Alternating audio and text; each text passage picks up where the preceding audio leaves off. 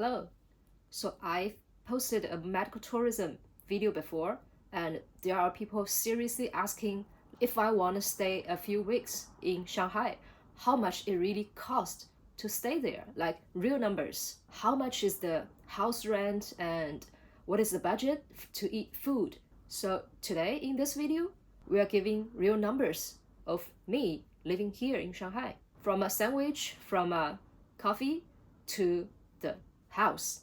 So after this video, you will have a very clear picture of the costs here. And then you will have the judgment if it has matched your expectations. Okay, so here we go. First thing first, the big part, house rent. Flashback a little bit longer, like if we look at the past 2 decades, what is the real progress of the housing price? Because it has gone kind of crazy in the last 20 years. Let's take a small apartment in central downtown of Shanghai, for example. In 1990, such house, 50 square meters, cost you only $4, right? $4. And in 2000, 10 years later, $70. And in 2015, that's $700. And right now, 2026, it's over $1,000. So you can feel, right, from $4 to over $1,000 in just like 20 something years. This curve have showed how much Shanghai has developed from a port city into an international mega city. So how can you actually afford a house in this city? There are multiple ways. First, of course, can rent a room, share it with others. In central areas like Xuhui district and the Jing'an district, it's like $350 to $650 to get a nice room in a nice apartment. And if you go a little bit further from the central area to the second layer, then that will be around $300 or a little bit less, like $250. So that seems like not huge number, right? So the second option is you can own a 1-bedroom apartment by yourself. This is where the money starts burning. In more central areas, the fee is really diverse. It's from, $800 to $1,400. So that's a big range.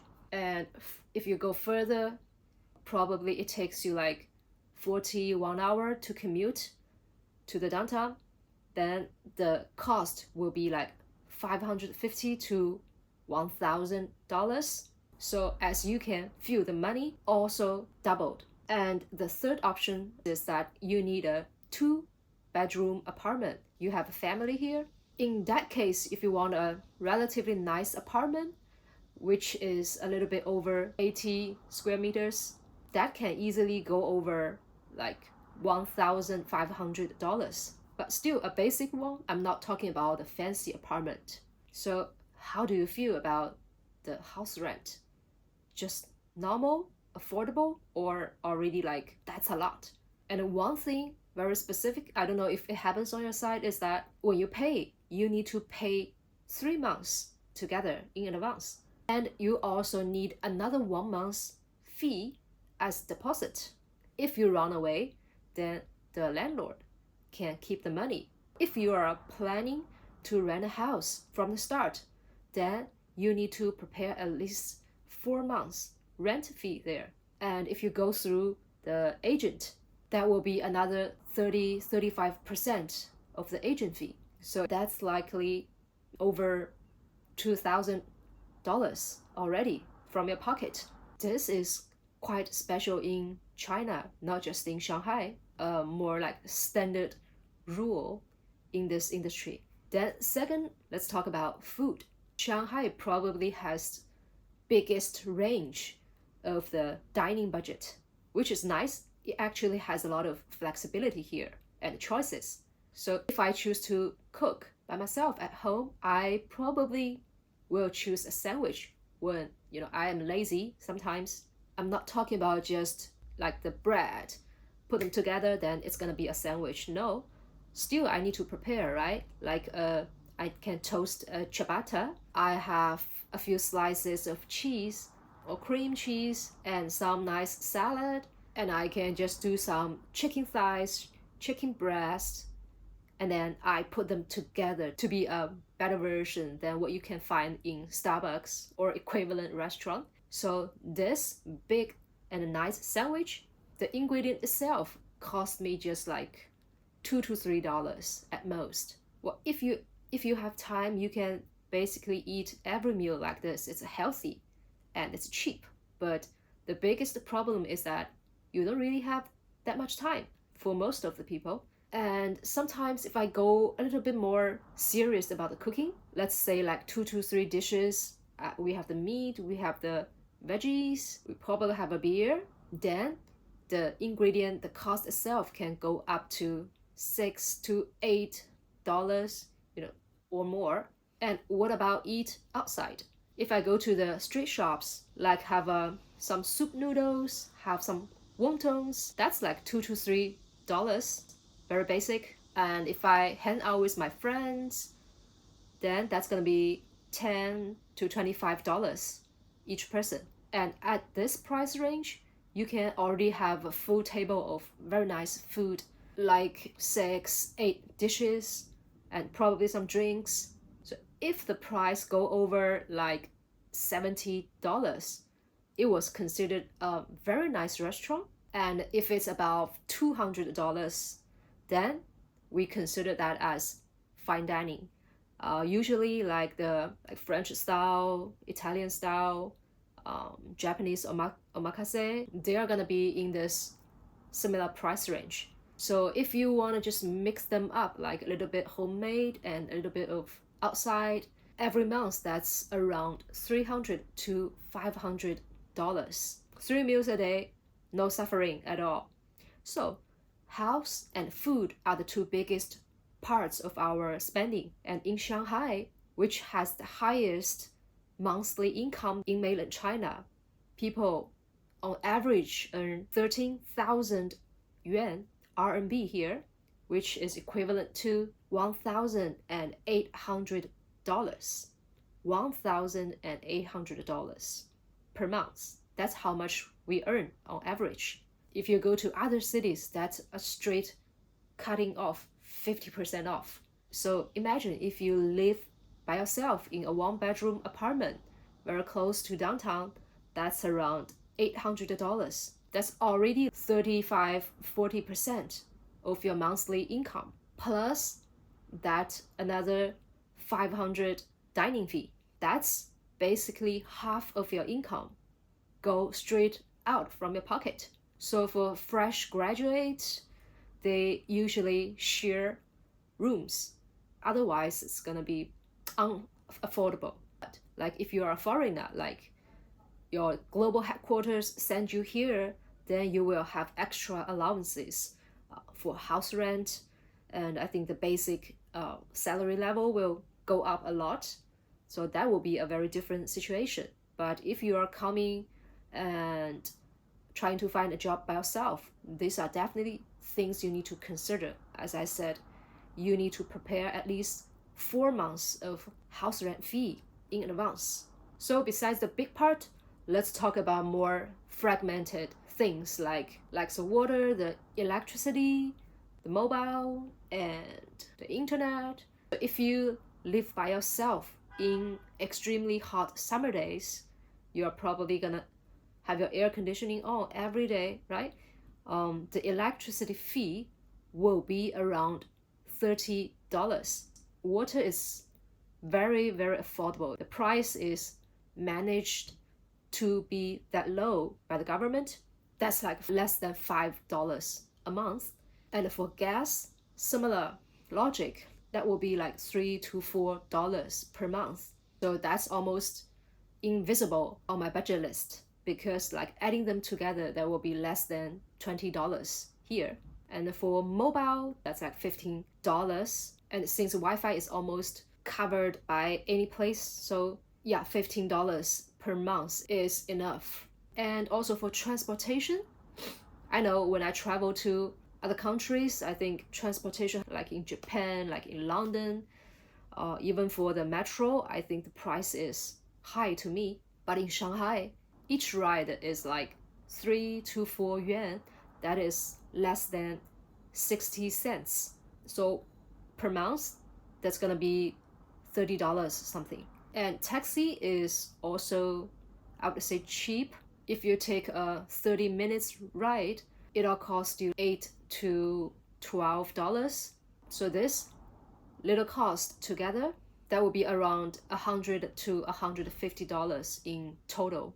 And people living in Shanghai, sometimes we will consider for a short getaway or staycation out of the town to nearby cities where we can just take the high-speed railway, or you can just drive by yourself. The transportation, the hotel, the food is relatively cheap, still affordable. So imagine if you spend one night in a nearby cities, 2 days, one night, that's gonna cost less than $200 for one travel. So just everything together for a very ordinary 30 years old young people.